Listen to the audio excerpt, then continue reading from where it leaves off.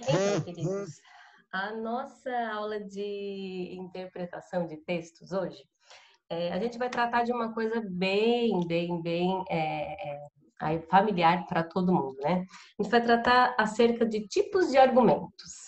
Quando a gente vai escrever uma dissertação, aquela estratégia argumentativa lá que a gente tem como um dos elementos do parágrafo de desenvolvimento, ela tem algumas formas de acontecer e a gente tem alguns tipos aí que a gente pode utilizar na nossa produção. E foi objetivando isso que eu montei essa aula. Não necessariamente que os exemplos que eu trouxe na aula sejam fragmentos de dissertações argumentativas, mas eu trouxe só para vocês entenderem como que podem ser construídos esses argumentos. Na verdade, a linha de raciocínio que a gente pode utilizar, as linhas, né, de raciocínio que a gente pode utilizar para construir essa estratégia argumentativa para fundamentar aí os nossos argumentos da tese, certo? E até tem umas tirinhas bem bonitinhas e engraçadinhas, só para ilustrar o negócio. Então, o primeiro tipo de argumento que a gente tem, argumento por citação ou argumento de autoridade. Aí ali na tirinha tem assim: a Terra orbita o Sol. Prove, Galileu. Eu tô certo e pronto. La garantia sou eu. O que acontece? Quando a gente fala de citação ou de pensamento de autoridade, o que a gente tem que ter em mente? Que é a citação ou pensamento de alguém que tenha know-how para falar sobre aquilo, certo? O pensamento ali, não desmerecendo ninguém, mas o pensamento do tio que, sei lá, do tio que corta a grama não vai adiantar lá muita coisa, né? A gente tem que pensar em alguém que tenha estudado, alguma pessoa, alguma autoridade que tenha esse conhecimento para falar sobre o assunto. E aqui, olha só, então, se baseia na citação de uma fonte confiável, então essa fonte confiável é em relação ao assunto em questão, especialista no assunto debatido, né? Então, as duas coisas que a gente precisa pensar aí, pode ser trazida de uma forma direta, entre aspas, que é exatamente quando a gente sabe as palavras exatas que o autor utilizou ali quando foi escrever a respeito disso, ou de forma indireta, que é quando a gente não lembra, meu Deus, eu não sei exatamente como ele falou, mas eu sei que é mais ou menos assim. Aí você coloca com as suas palavras lá e cita a fonte, do tipo, de acordo com fulano de tal, de acordo com ciclano de tal, consoante fulano. Não tem problema fazer isso, tá? Desde que o seu pensamento e a sua leitura do pensamento do cara não fuja ao que o cara realmente quis dizer. Por exemplo, a teoria da indústria cultural do Adorno lá, ele é alemão, né? Alemão? Acho que é alemão, né? Sociólogo? Do Adorno. Me corrijam se eu estiver errada. Ele é alemão? Bom, não sei. Só sei que ele é sociólogo. Não existe exatamente assim um trecho que transcreva o pensamento dele, ou talvez seja menos do que a gente precisa para falar a respeito da indústria cultural. Quando a gente fala de Bauman, a gente está falando de modernidade líquida, e isso é um resumo de uma obra dele. Modernidade líquida é o pensamento dele. Então, a gente pode fazer essa citação? Pode fazer sem problema nenhum, pode fazer sem aspas, sem marcação de aspas, mas que isso seja coerente com o pensamento de verdade do autor, certo? Aí o exemplo que eu trouxe ali, ó, uma das consequências da violência urbana, e todos os exemplos que eu vou trazer aqui, o tema é violência urbana, tá? A gente só vai trocar a construção do argumento. Uma das consequências da violência urbana é a degradação da qualidade de vida dos cidadãos. Rubem Menin, presidente do Conselho de Administração da MRV Engenharia. Então, o cara tem know-how para falar sobre isso. Publicou a seguinte frase no seu blog: no Brasil, especialmente nas grandes cidades, as pessoas e as famílias têm se atormentado de forma cada vez mais intensa com um vago, mas angustiante sentimento de insegurança e ameaça. Então, aqui a gente tem uma citação de forma direta, ou seja, um trecho, uma frase extraída do blog do tal do Rubens Menin, que é uma autoridade no assunto, certo? Então, isso é um dos tipos de argumento que a gente pode trazer para fundamentar aí o nosso argumento lá da tese, certo? Esse argumento por causa-consequência ou por raciocínio lógico é um pouco, como é que eu vou dizer, perigoso de se utilizar. Mas é possível, desde que você tenha certeza do que está falando e de que a causa seja exatamente a causa da consequência, a consequência seja exatamente a consequência da causa, sabe? Ó, diz o Chico Bento assim, ó, professora, a senhora ia me castigar por alguma coisa que eu não fiz? Claro que não, Chico. Ah, ainda bem, professora, porque eu não fiz a lição de casa hoje. Ou seja, eu só, claro que isso é né, uma figuração, uma piadinha, mas para entender esse raciocínio lógico, ou seja, isso é assim, então isso vai ser assim em consequência disso aqui. Então é isso que a gente precisa pensar. Então, ó, é necessário buscar as relações de causa e consequência, mas que isso seja claro, tá, gente? E tenha uma criatividade, uma visão crítica a respeito das coisas. Aí eu coloquei uma observação bem em vermelho, bem tia de língua portuguesa ali no meio. Cuidado, porque se não tiver essa relação lógica, o teu raciocínio, o teu argumento por causa-consequência, o teu argumento por raciocínio lógico vai por água abaixo, tá? Se você quiser forçar uma causa-consequência ou forçar um raciocínio lógico aí, o negócio vai ser pior do que se tivesse colocado um senso comum, tá? Vamos para um outro fragmento, mas agora que utilize esse tipo de argumento. Uma das consequências da violência urbana é a degradação da qualidade de vida dos cidadãos. Ok, isso aí a gente já sabe, né? Esta envolve uma série de atribuições, entre elas o bem psicológico e emocional. Contudo, as notícias circundantes que evidenciam o aumento da criminalidade têm gerado, então, ó, tem uma relação de causa-consequência aí entre notícias e aumento da criminalidade, ali, ó, tem gerado estresse na população. Conclui-se que o estresse interfere no bem psicológico e emocional, reduzindo a qualidade de vida das pessoas.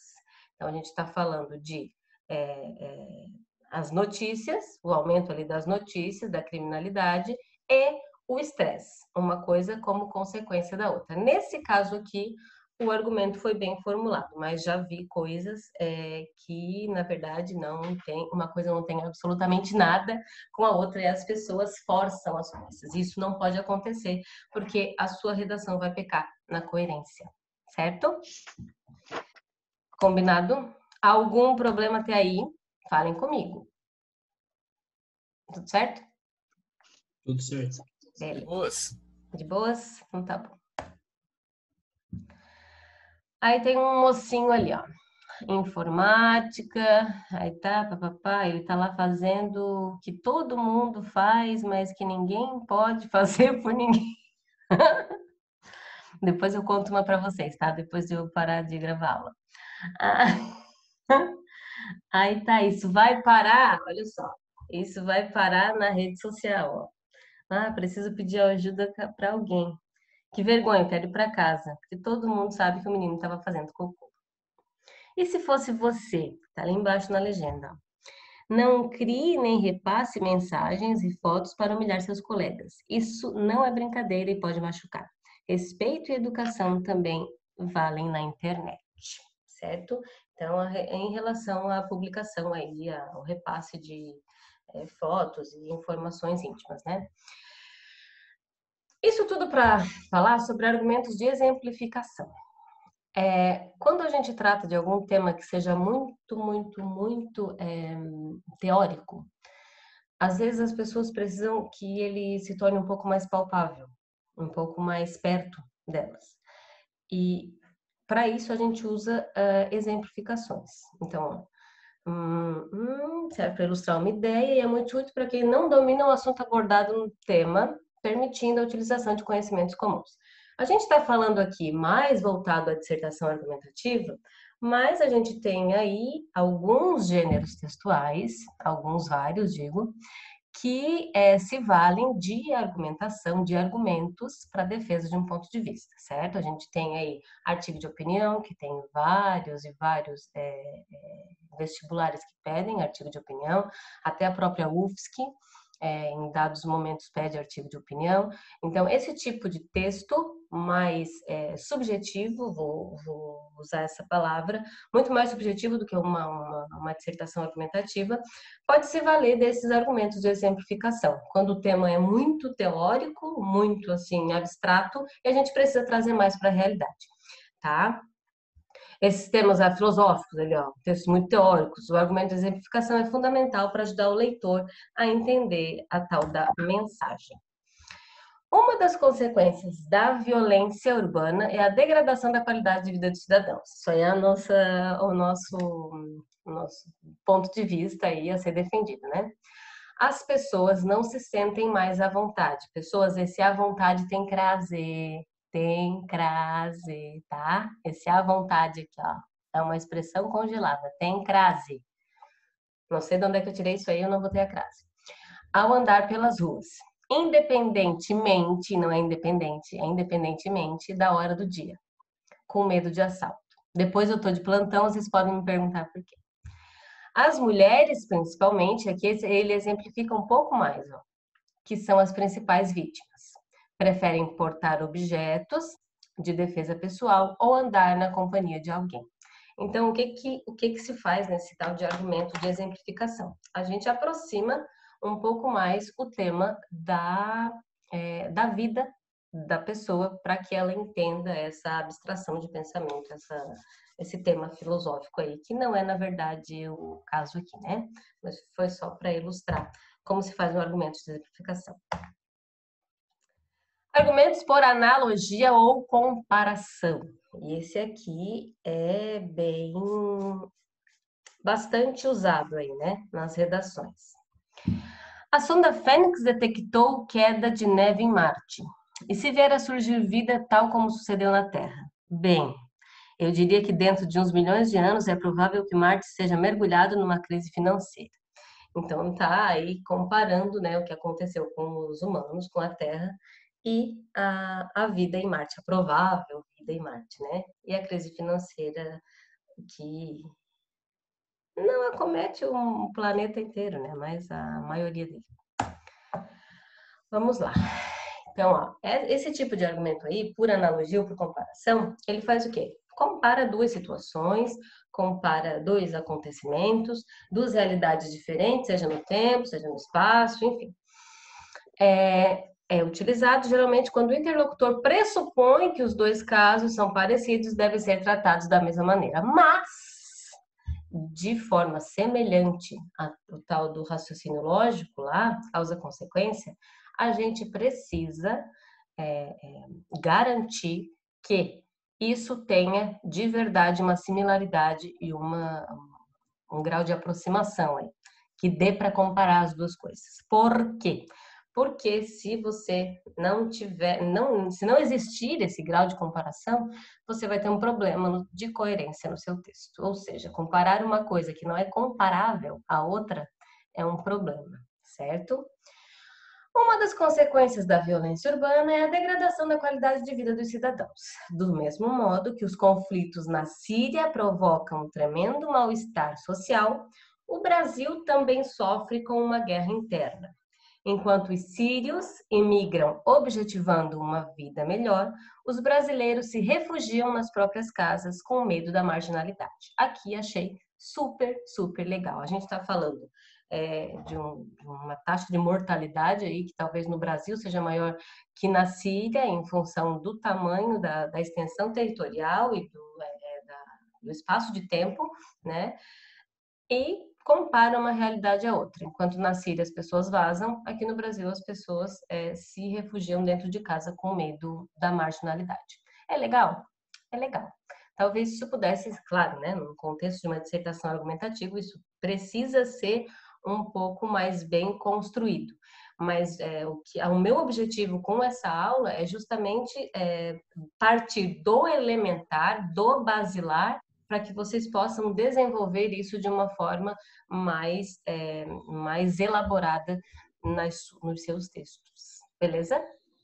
Ô, Bruna, mas Oi, aí teria amor. que ser os cílios emigram, né? Para ter coerência com o assunto. Enquanto os sírios imigram, o objetivo sim, sim, sim, sim. Nossa, meu Deus, emigram também aqui, tá, gente? Ó, aqui é E no sentido de vazar. Obrigada, meu bem. Esse aqui é o tipo de argumento, assim, por excelência, né? São provas, dados, provas de pesquisas, dados concretos, provas. Eu tenho problema com esse termo aí, provas concretas, porque me parece que provas são concretas, né? Sei lá. Existem provas falsas? Tá, pode ser. Me parece aí uma redundância, mas vou aceitar. Dados ou provas concretas. Então, isso na verdade, é o argumento por excelência, porque a gente não pode ir contra dados, certo? Então, se vocês tiverem como eleger um argumento aí, um tipo de argumento que seja irrefutável, são as tais das provas ou dos dados. O problema é memorizar isso tudo, né?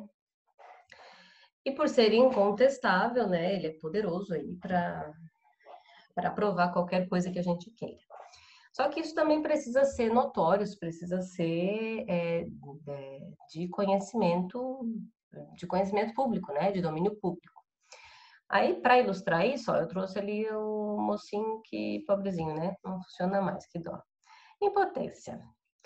O Ministério da Saúde adverte: o uso deste produto diminui, dificulta ou impede a ereção. E a gente tem dados, né, que provam isso, que o tabagismo aí causa impotência, enfim, e diminui o poder de ereção, meninos. E aqui a gente tem um exemplo disso, desses dados. Uma das consequências da violência urbana é a degradação da qualidade de vida dos cidadãos. Eu não aguento mais ler essa frase. De acordo com os dados do relatório do Índice de Progresso Social, IPS, o Brasil se encontra na posição de 122º lugar dentre os 132 países analisados, no quesito de segurança pessoal. Além disso, o país ocupa o 70º lugar no ranking que avalia a qualidade de vida, abaixo de países como Sri Lanka e Cazaquistão. O mesmo foi elaborado pela Numbeo, maior centro de dados do mundo.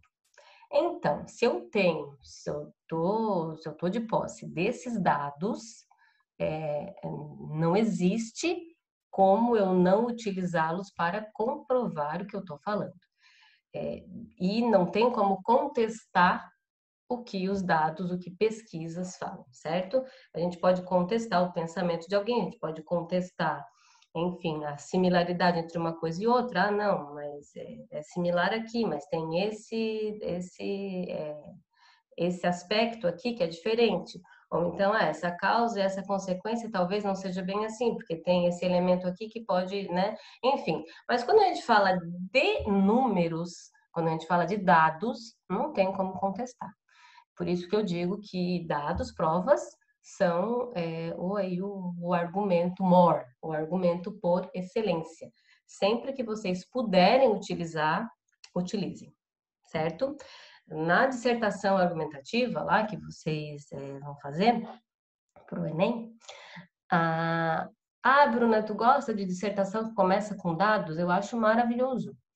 O problema é gastar dados no começo, na introdução da sua dissertação, e faltar os seus dados para o desenvolvimento da dissertação. Então, se você precisa comprovar alguma coisa e você está de posse de dados, de números, guarde para os seus parágrafos de desenvolvimento, porque eles são provas irrefutáveis, certo? E comece lá com uma alusão histórica, que também é um argumento legal de se usar, mas em uma hierarquia aí de, nossa, esse aqui seria os tais dados, certo, queridos? E por último, né, não menos importante, a alusão histórica. A alusão histórica é, assim, tudo que a gente debate hoje, no mundo de hoje, a gente tem algum fato histórico que a gente possa trazer para discutir junto, para provar que o que está acontecendo agora já tinha lá no passado. Eu não tenho nada contra, tá, gente? Eu só tô aí, só trouxe para ilustrar, para ficar engraçadinho mesmo, por favor. Argumento para alusão histórica. Ó. Veja aquele rapaz despudorado ferindo nossa moral cristã. Qual? Aquele bonitinho. Tá. Enfim, não vou fazer comentário nenhum a respeito, tá? Da charge. Mas vocês sabem, né, que, enfim, a gente teve aí um episódio bastante vultoso de padres pedófilos, enfim, que cometeram abusos sexuais contra crianças. Então, os argumentos históricos retomam acontecimentos lá do passado para explicar o que está acontecendo agora. E essa aqui sim, ó, esse aqui sim é um exemplo de dissertação argumentativa mesmo. Por razões diacrônicas, e troquem fatores históricos por razões diacrônicas sempre que vocês puderem, tá? Diacrônicas é uma palavra bonita para substituir aí argumentos históricos ou fatos ou razões históricas, tá? Então, diacrônicos, pensem nisso como um sinônimo para histórico. Certas religiões são estigmatizadas como inferiores. No período colonial brasileiro, e aqui ele vai lá para trás, era nítida a preocupação dos jesuítas e da coroa portuguesa em cristianizar os indígenas e, posteriormente, os negros africanos. Em Casagrande Senzala, o sociólogo Gilberto Freire defende que a cultura foi formada nesses três pilares: nativo, colonizador e escravo. De fato, a resistência dos índios e dos negros deu uma herança imaterial híbrida. Contudo, a tradição etnocentrista permanece. A sociedade muitas vezes repete visões preconceituosas, pois ainda não houve um efetivo pensamento crítico, uma conscientização que contrariasse o senso comum. Então, o que a gente tem aqui? Ó? Traz dados lá do período colonial brasileiro em relação aí à catequização dos índios, a catequese dos índios, certo? E traz hoje para a intolerância religiosa no Brasil. É um tipo de estratégia argumentativa válido, muito válido, porque vai dizer para a sua banca que você sabe muito a respeito do assunto também, assim como acontece lá com dados.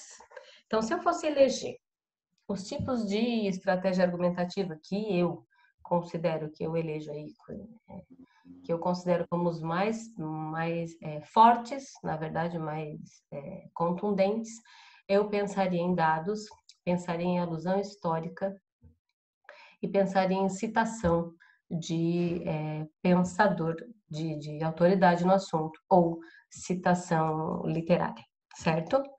Fiquem aí com a dica da tia. Ah, tem esse argumento de senso comum, mas a gente não pode usar.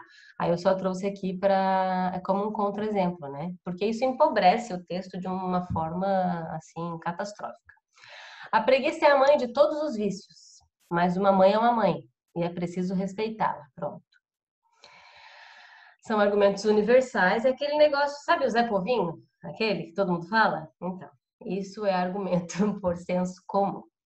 Então, são verdades sociais aí. Bom, todos os políticos são corruptos, o jovem é sempre rebelde por natureza, o brasileiro é oportunista, homem que é homem não chora, as mulheres dirigem pior do que os homens, futebol não é assunto para mulher, essas coisas que a gente escuta aí na sociedade que não tem, na verdade, embasamento científico, embasamento filosófico, embasamento nenhum.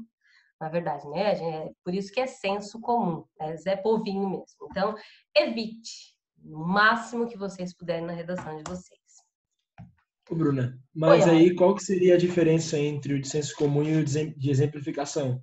Já que no de exemplificação tu falasse que a gente usa conhecimentos comuns também. mas exemplificação, meu amor, a gente está falando, por exemplo, assim, ó, de trazer mais para perto do interlocutor, do tipo, se eu estou falando sobre, sei lá, Violência contra a mulher.